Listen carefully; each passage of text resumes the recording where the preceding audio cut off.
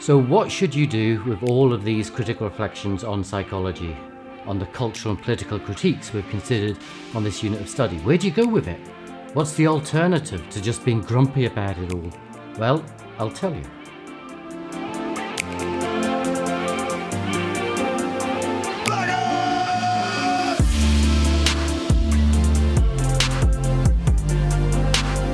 So we've considered how psychology might have become a discipline that's socially and politically unprogressive, that's culturally blinkered. At least it has a past that is characterised as being sexist, racist, heterosexist, and focused on working for the powerful and against the powerless. So what do you do with the learnings you've gained from this unit? Where do you go? Do you stick with psychology and just become grumpy? Do you leave psychology? I mean, you're going to find it tough in mainstream psychology if you believe in these critiques and you find value in these critiques. Well, there are some spaces where you can find a home even when you have these critical views about psychology, and you can find a home in psychology.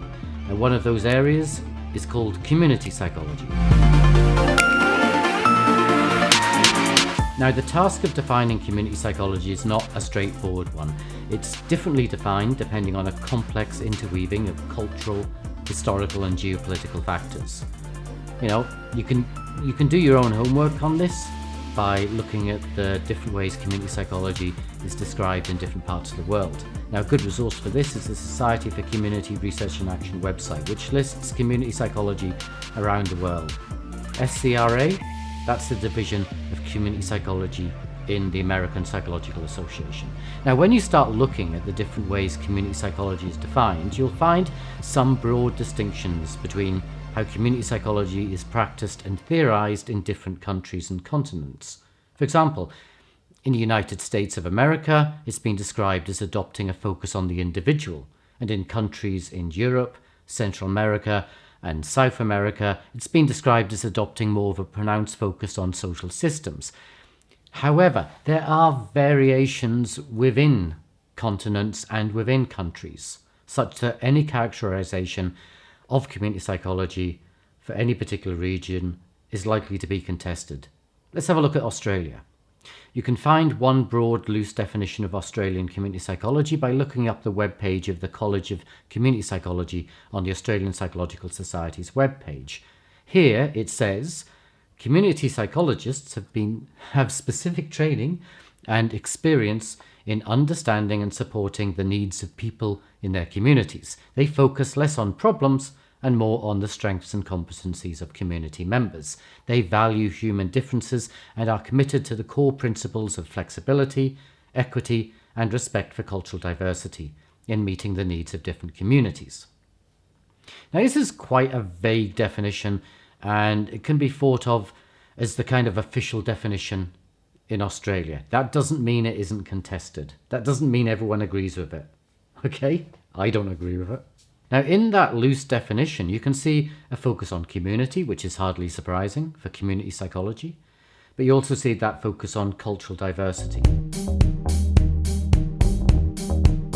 Now, community psychology has got official sections of the college in Victoria, Western Australia, and New South Wales. When we look at those three states, what we find are differences in how community psychology is defined. So in Western Australia, you tend to find more of a focus on cultural issues, more so than in Victoria and New South Wales, where the focus is more on the social, and some would say more of a focus on the individual. Also in Western Australia, a key focus has been on social exclusion, whereas in Victoria, a key focus has been on people's sense of community.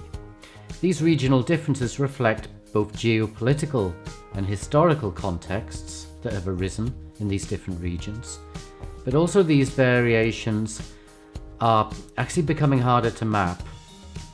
It's hard to make these distinctions between the states because things are starting to blur, and that's largely through patterns of globalization, continuing legacy of colonization, patterns of migration.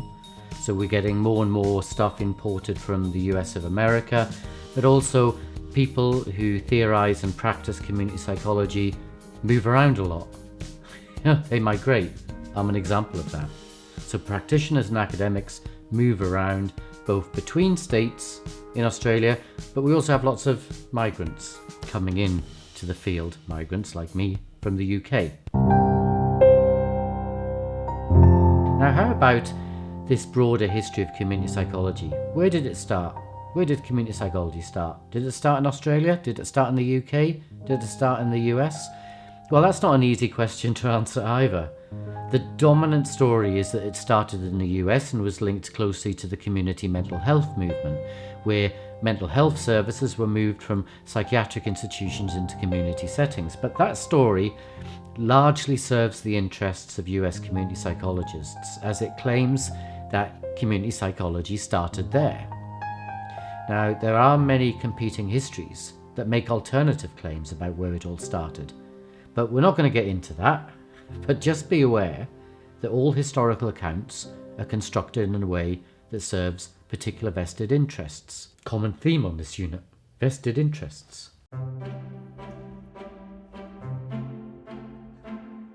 Now, I just want to describe some of the key features of community psychology. These are ones that are common to find, but as I say, there's always disagreement over which ones are important and which ones aren't. So the list isn't definitive, and it's not based on consensus of all community psychologists, because as I say, community psychologists do disagree with one another.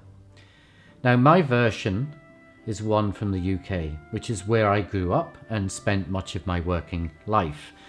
See what I mean about the patterns of migration and how you get cultural imports? So the community psychology I practice in Australia is influenced by the community psychology that I learned whilst I was in the UK. And my version of community psychology is pretty well influenced by a fellow called Jim Orford, but also by a fellow called David Fryer. David Fryer comes from a critical psychology perspective. Anyway, here's Jim Orford's definition. He kind of identified in the early days 4 elements. He identified social context, empowerment, collaboration with those who are marginalized, and methodological pluralism. Now, already you see some promise of this being an area that fits with what we've been doing in this unit of study, particularly the issue of social context, but also the issue of empowerment and working with marginalized groups. It gives us room to not only think about social power, but gives us license to work for those who are subject to social power, the powerless, and to problematize those who work for the powerful. I was also influenced, as I said, by this guy David Fryer, and it's a critical. Ooh, where did that come from? Clinical and critical. New word. I was influenced by a critical orientation to community psychology. Before I came to Australia, I was working with David Fryer in Scotland, and that's where I picked up that influence. But I also then started working with a bunch of community psychologists in Manchester who were also adopting a critical focus. And that was Caroline Kagan, Mark Burton, Rebecca Lawtham, and Asia Dickey. Big shout out for those guys. I miss you guys. And we were working together in community psychology, and we wrote a book called Critical Community Psychology. And this is how we defined community psychology. Community psychology offers a framework for working with those marginalized by the social system that leads to self-aware social change, with an emphasis on value-based participatory work and the forging of alliances. It's a way of working that's pragmatic and reflexive, whilst not wedded to any particular orthodoxy of method. As such, community psychology is one alternative to the dominant individualistic psychology typically taught and practiced in the higher income countries like Australia. It is community psychology because it emphasizes a level of analysis and intervention other than the individual and their immediate interpersonal context. It is community psychology because it nevertheless, can't even read my own words. It is nevertheless concerned with how people feel, think, experience, and act as they work together, resisting oppression and struggling to create a better world. Now let's pick up some of the key words from that. We've got marginalized by social systems, we've got social change, we've got alliances, we've got alternative to the dominant individualistic psychology, and we've got resisting oppression and struggling to create a better world. And this is a definition that brings in much more of a focus on social power and marginalization, social exclusion, which lends more to a critical psychological focus, which is very much all about social power. Now here's a 2-pointer on what, for me, community psychology seeks to do.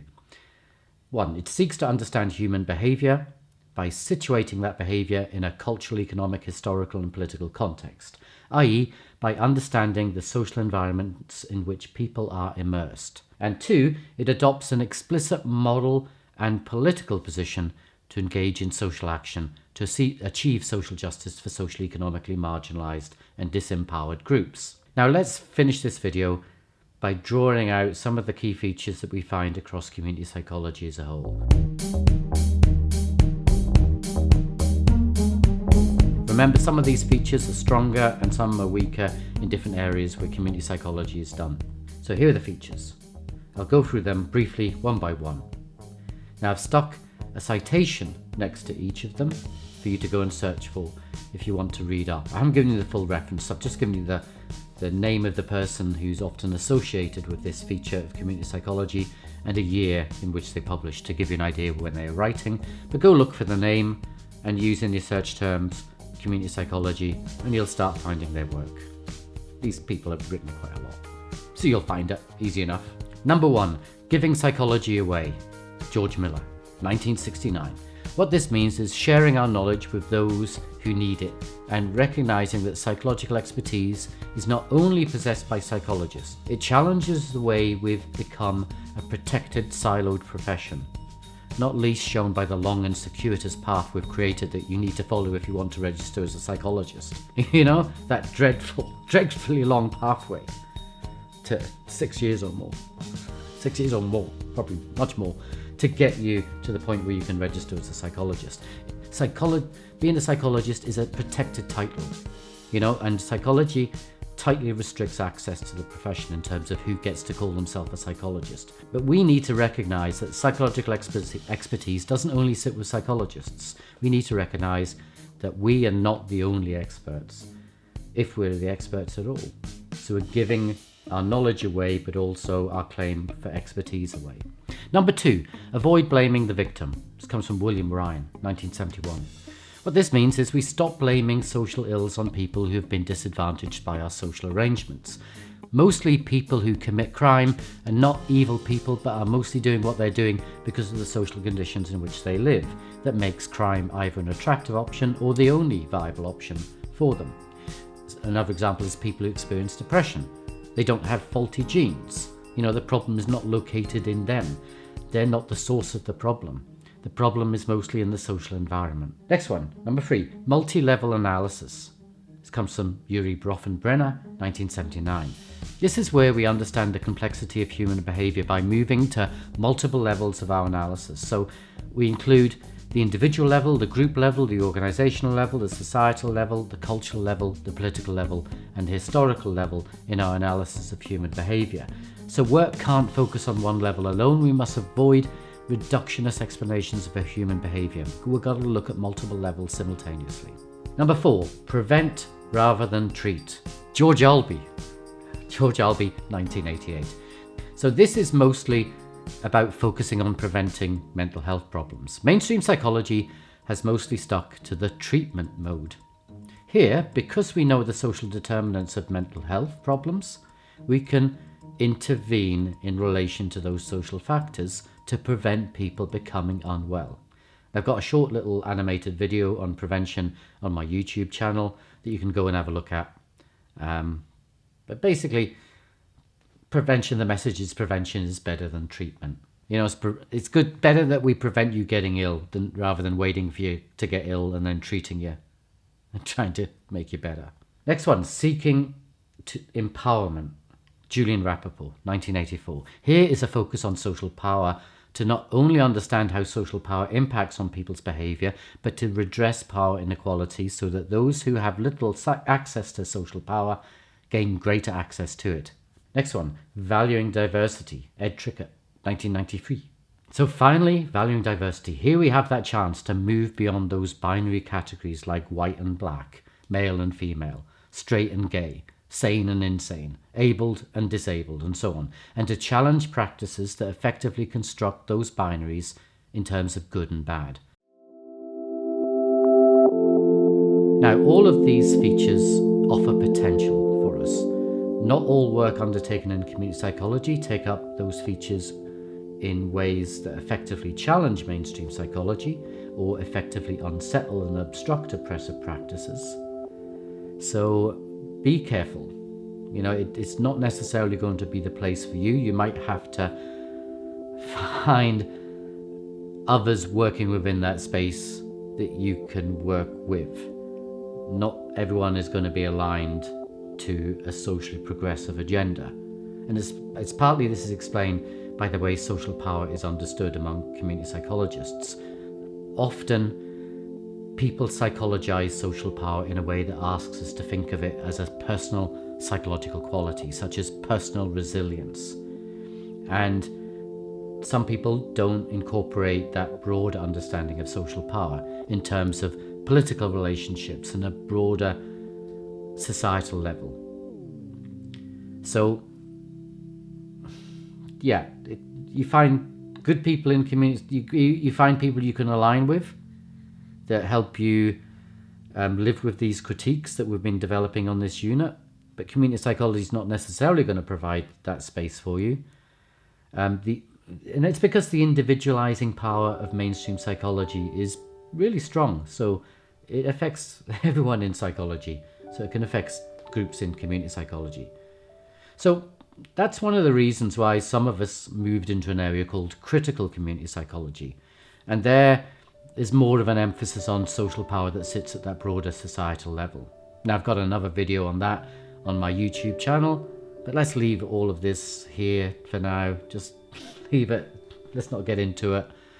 And let's just finish up. That was just an introduction to community psychology. And if you're enrolled in the unit, we can have a chat about it in our final tutorial. Okay, so this is the final episode for our critical, cultural, social, psychological unit. For me, it's been a real delight working with you. I'm not getting emotional. I just had a frog in my throat. Do you want the money shot? You want the tears? I'll do the tears. Oh, careful. Careful. I'm starting to get emotional. Okay. Let's not get emotional. It's been a delight working with you. And who knows? We may meet again. Hopefully we're going to meet in the tutorial if you're enrolled in the unit. But if you're not enrolled in the unit, maybe we'll meet sometime, somewhere. Who knows? But till then, ta-da.